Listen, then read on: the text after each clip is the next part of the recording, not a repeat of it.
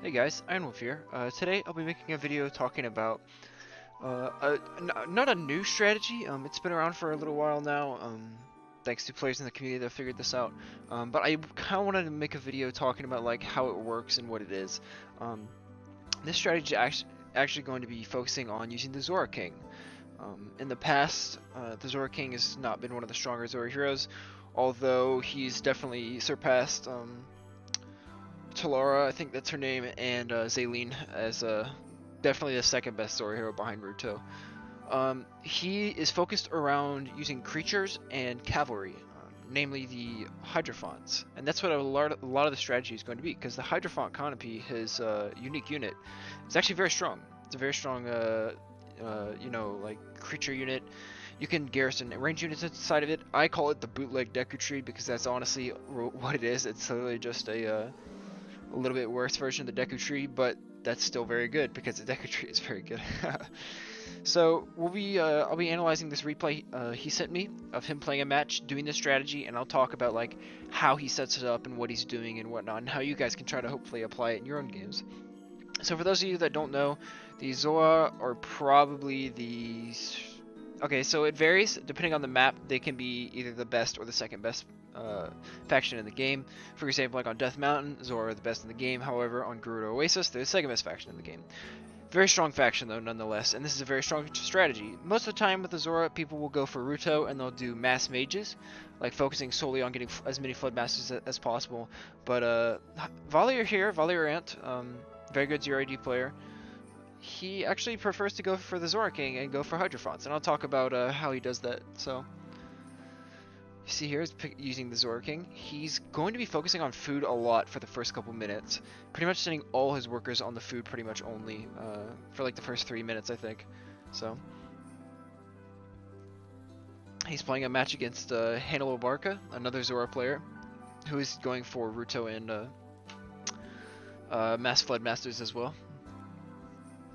While Valier here is focusing on the Zora King. The Zora King's such a cool unit because he like rides on a giant crab and has like the spear. It's so cool. But yeah, you see here, he's getting all his workers going on the bushes here, just constantly producing more as they come out. Pretty much every time he reaches like 50 food, pretty much he's getting another Zora unit, or a Zora builder, I'm sorry. Just trying to get as much food as possible as he can in the early game so that he can focus on getting a bunch of workers as soon as possible in order to focus on getting the resources he needs to get his Hydrophants out and eventually tech up. It's interesting, you'll see later, he actually likes to play very aggressive with the Zora King, and I'll show that a little bit later. So, I think that was a misclick right there, I'm pretty sure, building that structure right there. But yeah, you see here, pretty much as he's getting the resources to do it, he's going to start building workers. This is something I noticed he likes to do. He'll queue up a fishery, and then he won't like really finish it. He'll just like queue it up and then work on a commune. Because as you see here, he's getting a little popped out. So he needs to get that population cap up. You see there, it goes up to 30 so he can get more of these workers out on the food. Oh, he's just using his scout. This is a common strategy with the Zora, because they don't really benefit too much from kiting sand seals into their base and whatnot. I see Zora scouts a lot of the time. What they'll do is kite these Armos into their opponent's base. But you see here, still just constantly producing workers. He's sending some of them on the Cuckoos as well, because he's starting to run out of room for workers on the bushes here. But yeah, pretty much just every time he's done building a unit, he'll just build another worker. And he's getting a lot of workers really fast. You see he's already got 19 workers.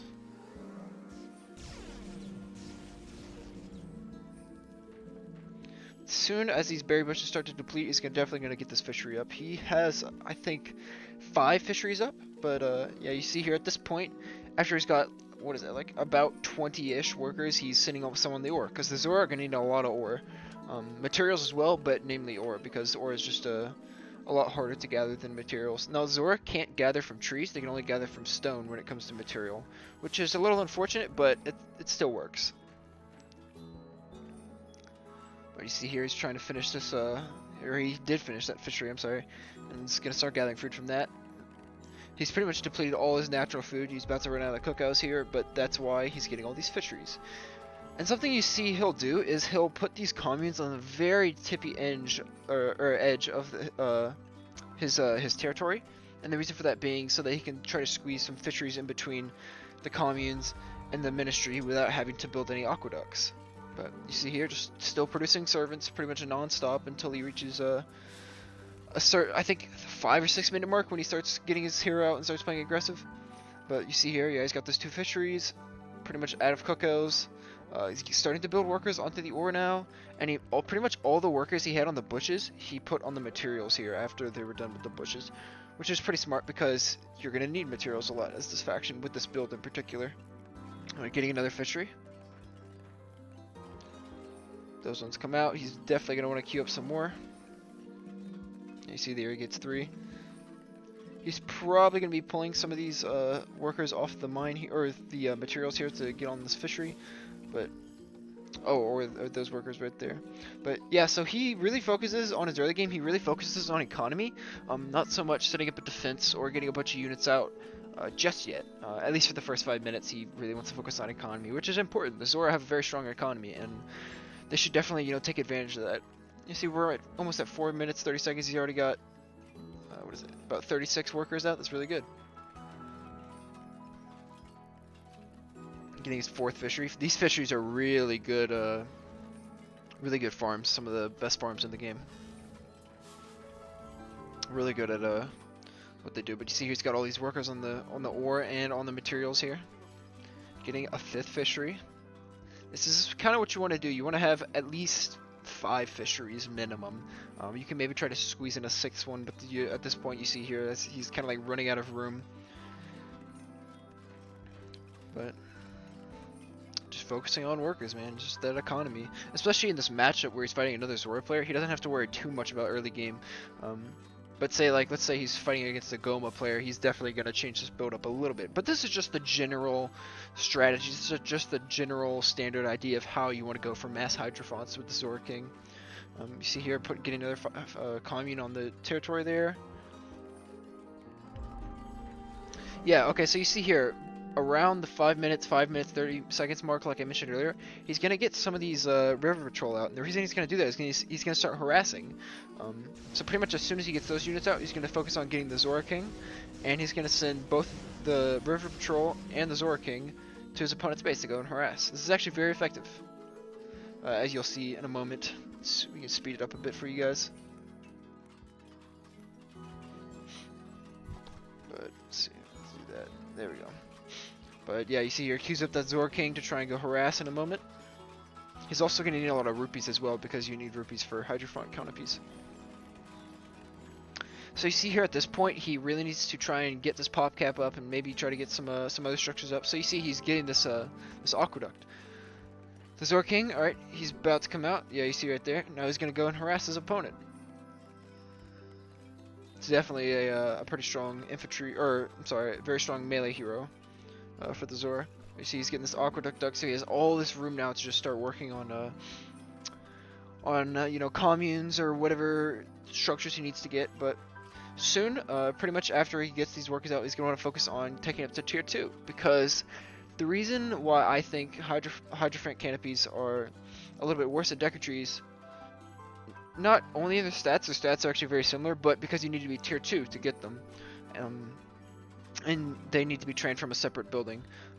That's more balanced than the Deku trees, but it's definitely worse than the Deku trees. But still very, very good. You see here, close to 8 minutes, starting to tech up.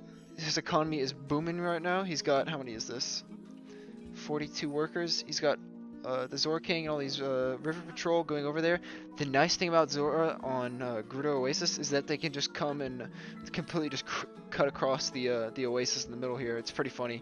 It's pretty effective too. But you see here, check it out.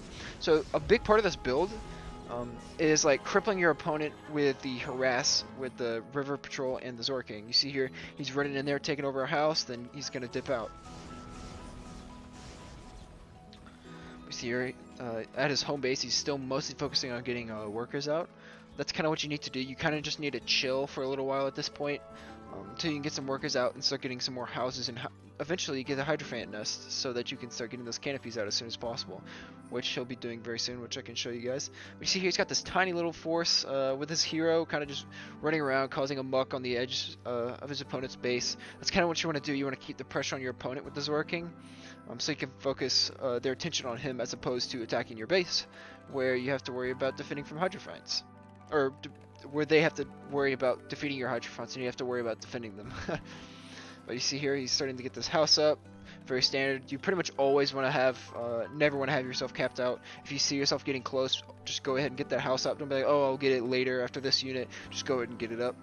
But he's getting the market too. This is really important because he's going to be needing to trade a lot of his extra resources in order to get some of the resources he needs to, like for example here, like get the material so he can get this Hydrophant nest. Just both to get structures and units out as soon as possible. The Zora market is definitely very important for the strategy in particular. But you see here, he's just running around in his opponent's base, causing some trouble, just capturing buildings. See, he's about to capture this market. That's very good. You always need to try and get rid of your opponent's markets if you can. That's always a really important structure to deal with. But you see here, he's got his first Hydrophant nest in under 10 minutes. Very good. You see he's queuing a bunch of Hydrophant canopies right away. Yeah, he's pretty much just got this force. It's looking a little bit weak, but you see here, he's just kind of like running around. He'll just run in there, capture a building, destroy it, and then get out. That's pretty much how he plays the Zora King, aggressively. But you see here, he's getting these more houses up. You pretty much, like I mentioned earlier, just need to always pay attention to your population cap. This is pretty much the standard with every build. But you see he's getting these Hydrophants out. Speed it up here so you guys can see.